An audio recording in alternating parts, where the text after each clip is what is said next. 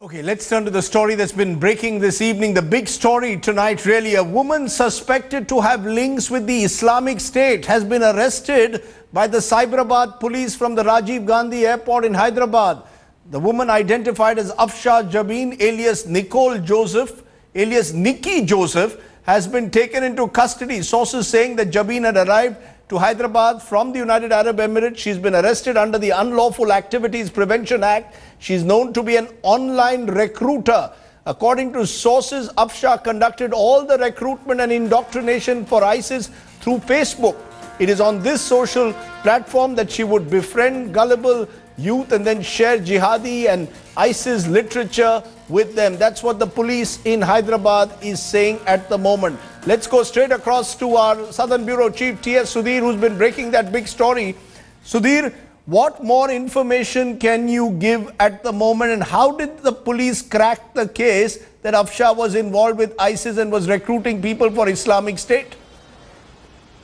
Well, Afsha first came on the radar in the month of January when a person called Salman, who is an engineer from the Texas University in the US and based in Hyderabad, was detained by the Hyderabad police, and he had given the name of Afsha Jabin, who he knew as Nicole Joseph, who he was in love with, and he wanted to marry her and go off to Syria to work for the Islamic State via Dubai. And that's when her name first dropped up on the radar, and ever since some back channel talks have been going on with the UAE to somehow get her extradited, get her deported to India. And perhaps it's as a result also of Prime Minister Narendra Modi's visit to the UAE 2 months back that this has happened in the last 8 months. So what the intelligence officials and the Cyberabad police are telling us is that it's a major breakthrough, because for the first time they are able to interrogate someone who is part of the entire Islamic State network.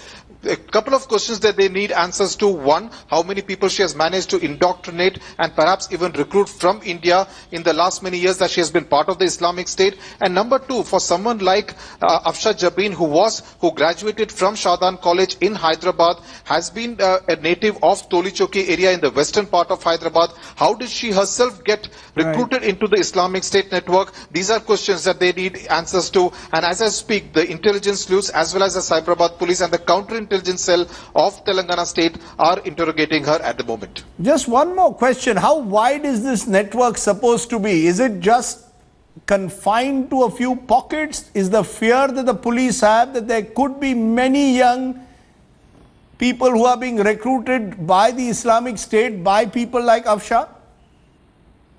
Well, difficult question to answer, Rajiv, because there have been people from Karnataka, from Kerala, who have been picked up by the local police officials there, who have been somehow indoctrinated, and perhaps been some kind of recruitment has taken place into the Islamic State network. So how many people an online recruiter like Afsha Jabin had managed to reach out to through that Facebook group, which would be essentially a closed user group, is something which they will need to crack as part of the interrogation process. Okay. T.S. Sudhir, who's been breaking that big story with those pictures that are there of someone the police believes is a key recruiter for the Islamic State and was based in UAE and brought back to the country. I appreciate your joining us with that news break, Sudhir.